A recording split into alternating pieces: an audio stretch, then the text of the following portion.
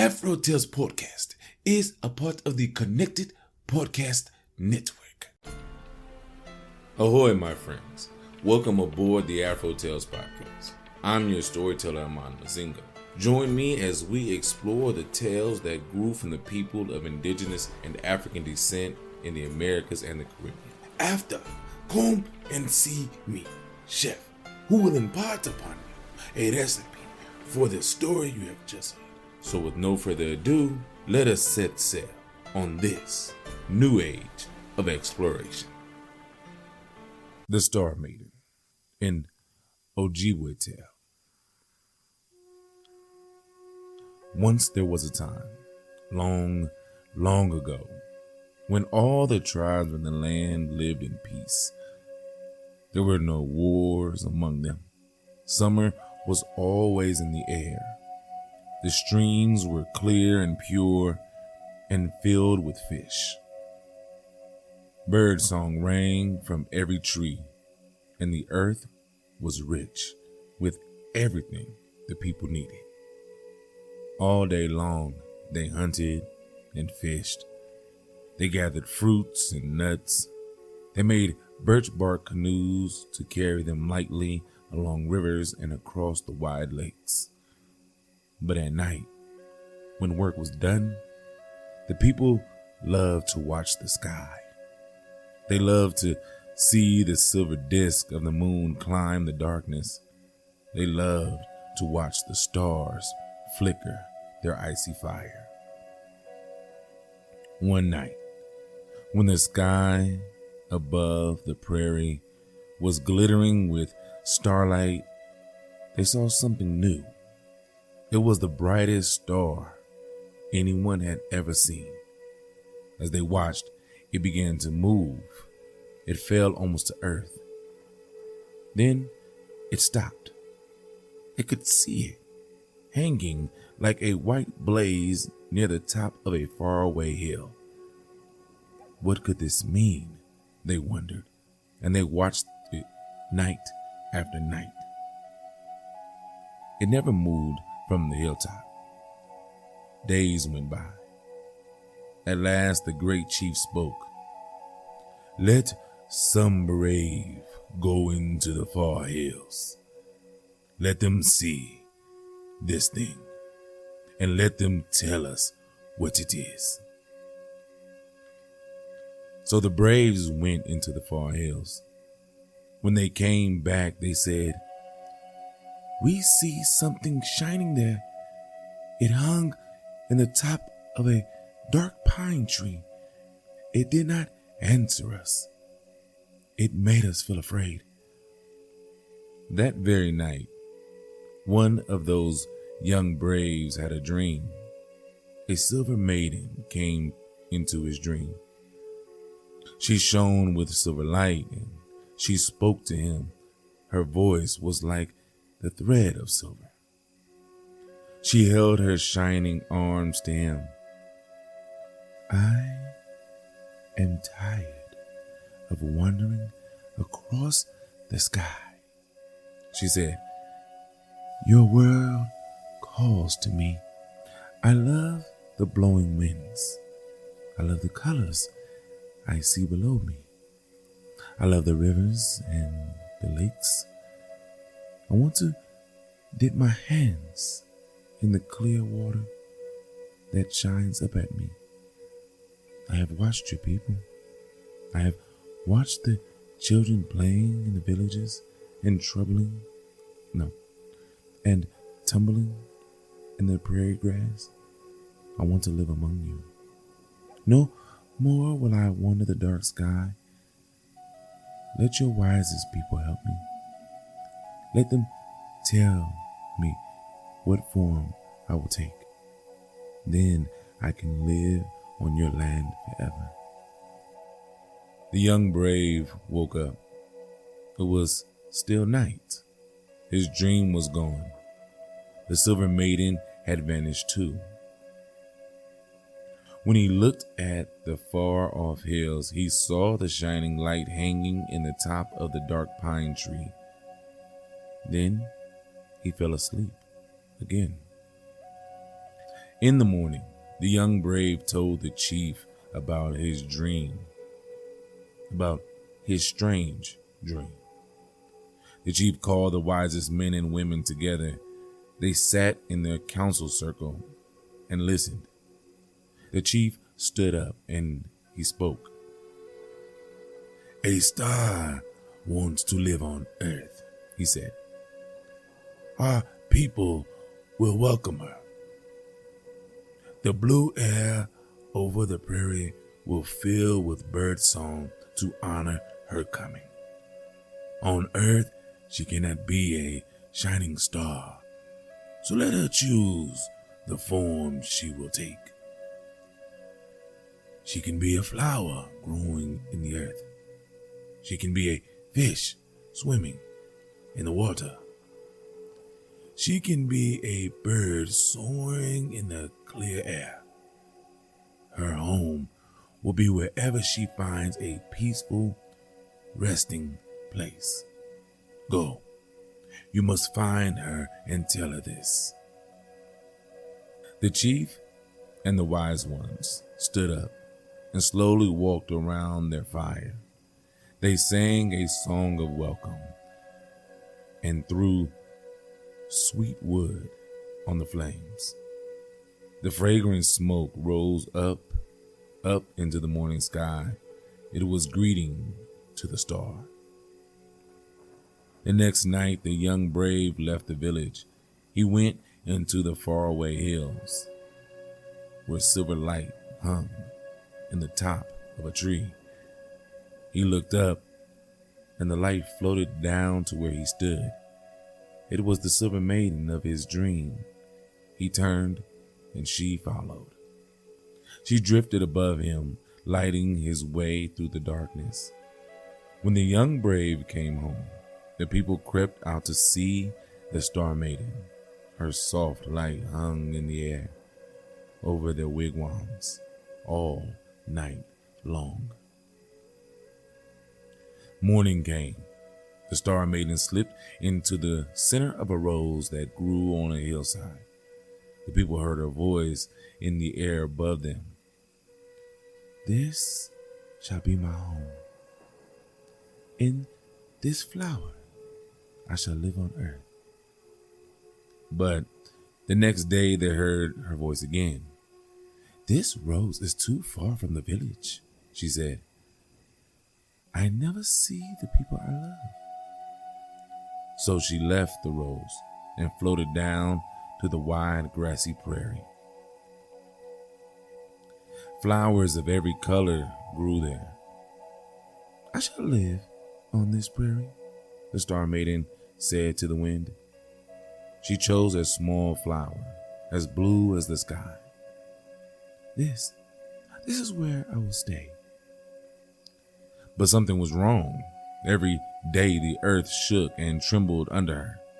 Herds of great buffalo trampled the ground. Their hooves dug at the earth. "I cannot stay here," she cried out.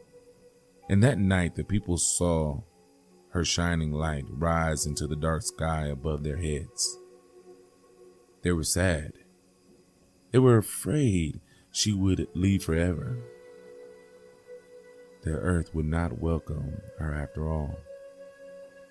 She could not find a peaceful home. The Star Maiden drifted over the lake. She hung there. Her reflection floated on the dark water. Floating on the water were the reflection of all her sky sisters too. The people watched. Then they heard her silver voice again.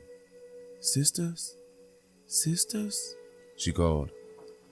"Stop your wandering. Find rest with me. These quiet waters will become our home. Come." The people saw the sky shake with glittering points of light.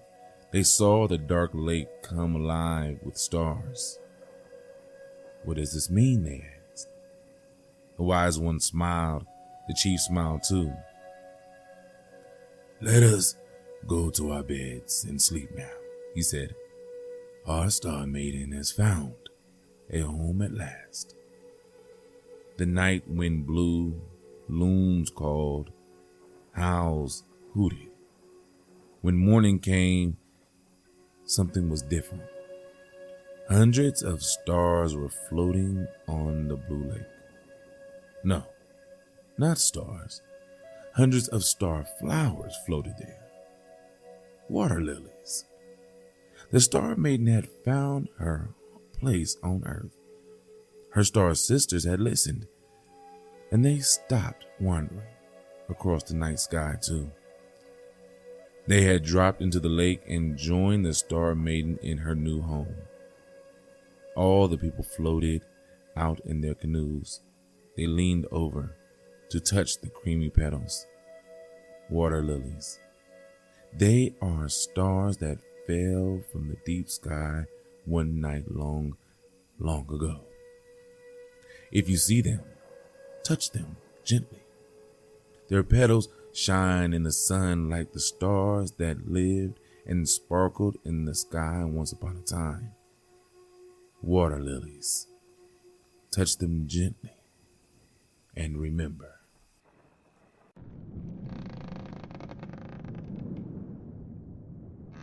Wow. So that was a wonderful story, right? And I really wanted to get that story out this month, especially with it being Women's History Month. And I wanted to honor a woman of legend. And trust me, I had a lot to choose from, so it took a little bit. But I believe this is the furthest we've gone inland also. This book, The Star Maiden by Barbara Juster Esbensen and Helen K. Davy. It's an Ojibwe legend. It's interesting because the Ojibwe come from Canada all the way down to Minnesota and Michigan, right? And although they used to be a very large nation, they're now relegated to the reservations that sprinkle their lands that they once owned, or they once roamed, I should say. But this could be so many things, right? Water lilies. Yes, they are definitely beautiful. They look like stars on the water. And just going from a more scientific aspect of this story, I feel like they watched a meteor shower. You know, a cryptozoologist or somebody in the UFO sphere would say that the Star Maiden is a alien that came and visited them in the long past, and what they saw may have been a battle between starships of some sort. All kind of things can come from folklore and legends and everything like that, but I love that this beautifully silky talking and silky smooth woman just comes down and says, you know what, I want to live here among you and take the form of a flower. Oh, that's beautiful to me. That is simply beautiful. I don't even know how to bring this into your personal life, except for probably when you find a place to call your home, that is your home. You understand what I'm saying? We say home is where the heart is, and the Star Maiden proves that in this story. Home is where the heart is. She flew among the cosmos for who knows how long, saw these people, fell in love, and made her home there with them. That's beautiful. So beautiful. Now, like I said, I don't have much for this one. It was just a wonderful story. So, with that being said, go see Chef. He has a wonderful meal, hopefully from the Ojibwe people. If you're listening to this story and you know people that are of the Ojibwe nation, please share this story with them and contact me and let me know at AfroTalesCast anywhere and everywhere on social media. Let me know if this story is really true to them, because I don't know that aspect. I believe it is. And let me know if the recipe that Chef will be giving you guys is an actual Ojibwe recipe.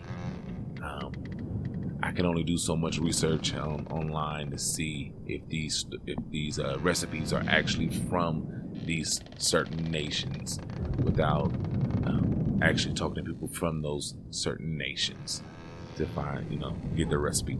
So, again, go see Chef. He has a wonderful recipe. And until we meet again on our journey, as always, have a blessed day.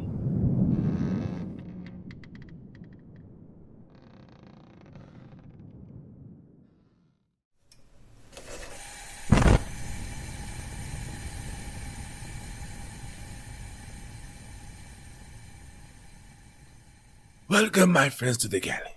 I am your chef, and today we have a wonderful recipe inspired by the story you have just heard. Today, we will be creating Ojibwe Fish Cakes. Now, what will you need for this recipe?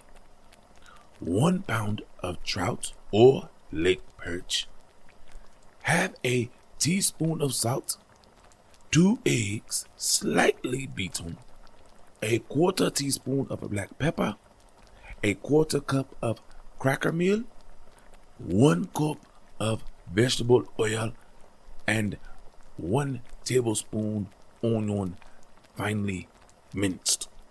Now, how do we put this together? Easy.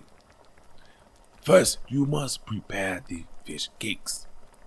Flake fish, making sure all bones are removed. In a large bowl, combine fish, eggs, cracker meal, onion, salt, and pepper. Mix lightly. Shape into 6 to 8 flat cakes. Then you will fry the fish cakes. Heat the oil in a heavy frying pan over moderate heat. That would be medium to high heat. Fry the fish until lightly browned on both sides. Remove, drain on both sides, and serve while hot. And that is it, my friends. Now, go make this recipe yours. And until I have another wonderful recipe for you, remember the Star Maiden and her beauty she left upon this earth. So until next time, my friends, as always, enjoy.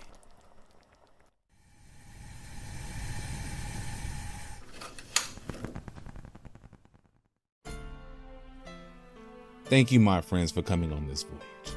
Thanks to Art by Chalet for the logo, episode, and shirt designs. You can get t-shirts and other items on tpublic.com. You can contact me on all socials at AfroTalesCast.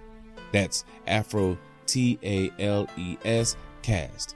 And email me at AfroTalesCast@gmail.com. You may also become a benefactor by simply sharing with any and everyone, giving a thumbs up, a 5-star rating and review in your podcast app of choice, or simply donating on Patreon or Ko-fi.com. That's ko-fi.com. So until we meet again, may your winds be fair and your seas follow.